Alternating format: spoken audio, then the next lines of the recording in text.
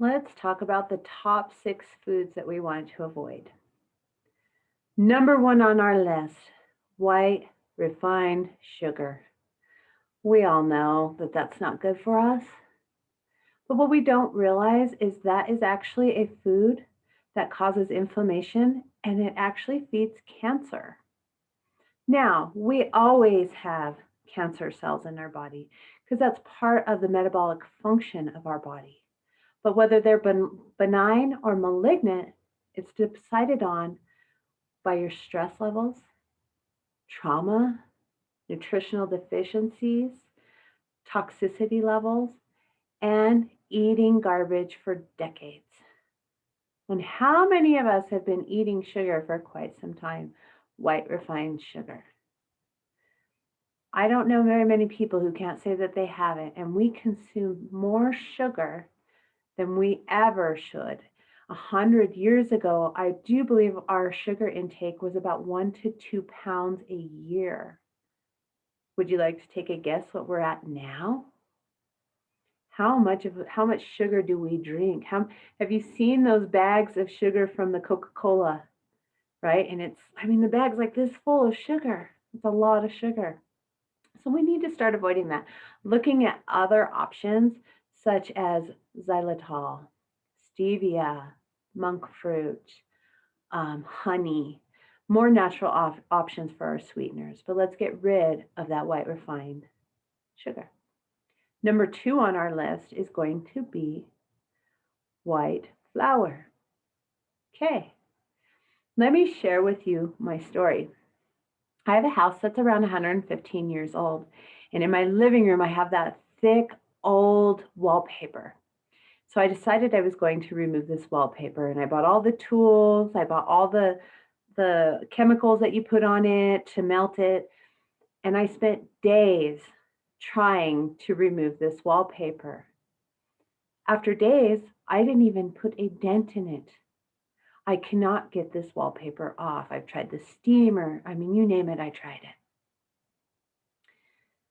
So anyway, to this day, I still have that wallpaper because the only way I'm going to get rid of it is if I knock out the walls and replace them because they're on there like concrete. Interestingly, do you know what they use as the glue for that wallpaper? White flour. Remember making paper mache with your kids? And it was just hard. You can make it with the flour. It's just hard. Okay? That's what it does. Now, do we want to put that into our system? No. We have 20 feet of piping in our intestines. There's a lot in there, and we don't want to cover it all with goo. The intestines are very important for getting the nutrients from our food. If we cover up those villi or those pores, whatever you want to call them, if we cover them up with glue, how does our body get the nutrients? Now, if you've eaten this flour, you should probably be doing a bowel cleanse or two and getting all that cleaned out, right? So just hit us up. Let's get you on a bowel cleanse and get all that glue out of your system. Now, number 3 is going to be grocery store dairy. A very dear friend of mine calls this pus in a jug. Ooh, isn't that disgusting? Once we destroy dairy through pasteurization, it has no nutrients for you. It can actually cause more damage to your body. So you need to go to the common myths and misconceptions and read the Got Milk section because that's going to explain a lot about what this processed dairy does to your system. Now, if you have access to the cow and can do raw milk and raw cheeses, that is wonderful. You should do that. But if you're going to go to the grocery store and just buy some Kraft cheese, it's just going to cause more harm than it does good. So read that module. I highly recommend that you do so you can understand more about what dairy does to the body. One of the things that I find very interesting is about 7 out of 10 people are sensitive or have an allergen reaction to dairy. And we don't even hardly notice it. But how many times have you woken up and your throat's a little scratchy? We got a little mucus going on, or you're a little stuck, just a little stuffy. That's our body's alert system saying, hey, you ate something you weren't supposed to. Can you stop feeding that to me? Pay attention now when you wake up in the morning and see how much mucus you actually have, and then try to figure out which one of those foods is the ones causing it. Number 4 on our list is going to be pork. Oh, I love my bacon. But you know what? I have to do 4 parasite cleanses a year because I love my bacon. Now, before I got into nutrition, I always thought I was eating well when I cooked it burnt to a crisp. When I bite my bacon, it shatters. That's how much I cook it. And I thought, oh, I'm safe. I'm safe, right? I burned anything that was alive on that. Well, guess what? Those bloodborne parasites that like pork will survive anything. You think a cockroach will survive anything? Try one of those parasites. You could burn it to a charred mess and they're still going to be alive. So just remember, if you do eat pork, you need to be doing 4 parasite cleanses a year to be overcoming that and not creating more of a challenge for your body. Some of the signs that we have a parasite cleanse, because I get asked this a lot, or that we have a parasite problem, we get asked this a lot, and it is itchy nose.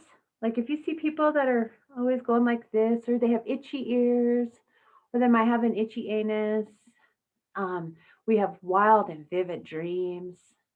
We can see floaters in our eyes.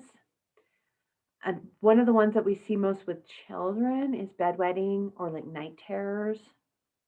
So if you're experiencing some of those, it's probably a good idea for you to do a parasite cleanse. How many times do we deworm our animals? How often do we deworm our cat or our dogs? Yet we never deworm ourselves, right? So if we have animals also, we need to be doing our parasite cleanse 4 times a year. Number 5, fried foods in oils or foods fried in oils. We know that's not good. Those oils are one molecule away from plastic. Our body doesn't know what to do with it. It can't process it and it can't eliminate it. So what does it do? It stores it in the veins and capillaries. And what does that do? Causes plaque and buildup. So we don't want our foods fried and oiled, right? We don't want that. We don't want to die because our body can't get blood. Some of the best oils that we want to use are going to be avocado, coconut oil, olive oil, butter. That's what we want to be cooking our foods in. Now, just a note for you, on every bottle of oil, there should be a temperature range of how high you can cook it before you actually make it bad for you, okay? So pay attention. I tend to just stick with avocado oil most of the time, but I do like olive oil, especially if I'm like putting it in a salad or something. I hardly ever cook with olive oil. So just pay attention on the bottle when you're buying it as to what temperature it can be cooked to safely. Next one. Oh, we know this one, margarine. It was the health food that was going to save the world, right? So I had somebody bring to my attention the history of margarine or oleo, and it was actually developed by the cattle, the feedlot industry. They wanted something that was inexpensive that would fatten up their cows, so they made a higher profit margin, right? So they created this product. They started feeding it to the cows, and the cows started dropping dead. Well, now they have all this time, they have all this money into this product. What do they do with it? They repackage it, they put it on the market, safe for human consumption. Does that sound very appetizing to you? No. So when they first put it out, it was white, and everybody didn't know what they thought about this white butter looking thing. So they actually started adding color to it so it looked like butter. Why don't we just eat butter? Because since margarine has come on the market and doctors and other health practitioners were recommending margarine to help reduce your cardiovascular stress, right? Why did our cardiovascular disease rates start going through the roof if everybody was eating margarine?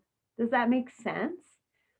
Do some research on those numbers. It's very interesting to see, whereas they started doing the less cholesterol movement, how much greater our cardiovascular issues became. So we're going to avoid margarine. If you want my personal favorite, I always buy Kerrygold butter. It is my favorite. It is delicious. You can almost eat it straight. Actually, I have. So anyway, these are the top 6 foods that we want to avoid. Don't forget to check out the common myths and misconceptions. And if you have any questions, don't hesitate to reach out to us.